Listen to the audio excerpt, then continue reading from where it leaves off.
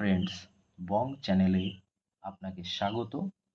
এই চ্যানেলে আপনি খুব সহজে বাংলা ভাষায় ইন্ডিয়ান রেলওয়ে ট্রান্সপোর্টেশন রুলস এবং তার ব্যবহার সম্বন্ধে জানতে পারবেন। চলুন আজকে আমরা আলোচনা করব ক্যাচ সাইডিং এবং স্লিপ সাইডিং সম্বন্ধে। ঘাট সেকশনে যেখানে ব্লক সেকশন হায়ার গ্রেডিয়েন্টে থাকে এবং স্টেশন সেকশন লোয়ার গ্রেডিয়েন্টে থাকে, অর্থাৎ ব্লক সেকশন উঁচুতে থাকে আর স্টেশন সেকশন নিচুতে থাকে, এবং স্টিপ গ্রেডিয়েন্ট 1:80 বা 1/80 সেখানে, অর্থাৎ সেই স্টেশনে ক্যাচ সাইডিংয়ের ব্যবস্থা থাকে। ক্যাচ সাইডিং স্টেশনের অ্যাপ্রোচ সিগন্যাল এন্ডে থাকে। এর দৈর্ঘ্য ওই সেকশনের সবচেয়ে লম্বা ট্রেনের দৈর্ঘ্যের সমান হয়। এটি স্টেশন সেকশনকে প্রোটেক্ট করে, অর্থাৎ নিরাপদ করে, এবং অ্যাপ্রোচ এন্ডের পয়েন্ট নর্মাল অবস্থায় ক্যাচ সাইডিংয়ের দিকে সেট এবং লক থাকে। আরেকটা বিষয় বলি, ক্যাচ সাইডিং সবসময় ফার্স্ট অফ সিগন্যালের সঙ্গে ইন্টারলক থাকে। চলুন একটি ছবির মাধ্যমে আমি ব্যাপারটা আপনাদেরকে বোঝানোর চেষ্টা করি। ছবিতে আপনারা পরিষ্কার দেখতেই পাচ্ছেন, এখানে ব্লক সেকশন হায়ার গ্রেডিয়েন্টে আছে এবং স্টেশন সেকশন লোয়ার গ্রেডিয়েন্টে আছে, অর্থাৎ ব্লক সেকশন উঁচুতে আছে, স্টেশন সেকশন নিচুতে আছে। মানে এখান থেকে একটা ট্রেন গড়িয়ে স্টেশনের দিকে আসতে পারে। এবং এখানে স্টিপ গ্রেডিয়েন্ট কত? 1:80। তো এই সিচুয়েশন, এই অবস্থায় একটি ট্রেন যখন হোম সিগন্যালের দিকে আসছে, ফার্স্ট অফ সিগন্যালের দিকে আসছে, সেই অবস্থায় যদি হোম সিগন্যাল দেওয়া না থাকে, তখন গাড়িটা কোন দিকে যাবে? নর্মাল সেট কোথায় থাকে? পয়েন্টের সেটটা ক্যাচ সাইডিংয়ের দিকে। এবং এই ক্যাচ সাইডিংয়ের দৈর্ঘ্য কত?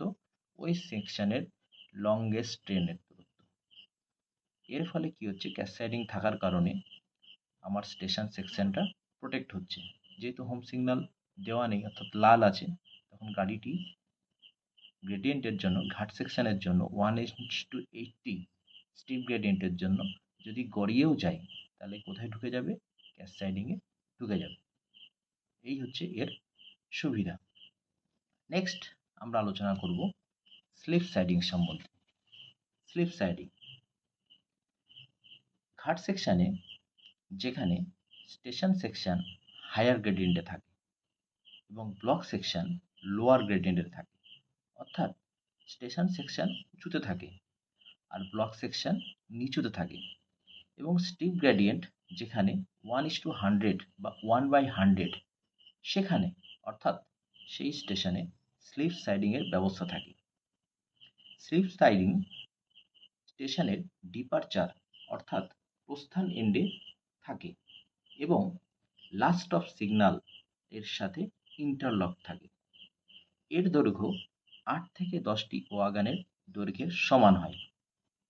এটি ব্লক সেকশন, সামনের যে অ্যাডভান্স ব্লক সেকশন থাকে, সেই ব্লক সেকশনকে প্রোটেক্ট করে, অর্থাৎ নিরাপদ করে, এবং ডিপারচার এন্ডের পয়েন্ট নর্মাল অবস্থায় স্লিপ সাইডিংয়ের দিকে সেট এবং লক থাকে। চলুন একটি ছবির মাধ্যমে বোঝানোর চেষ্টা করি, তাহলে আরও পরিষ্কার হবে বিষয়টি।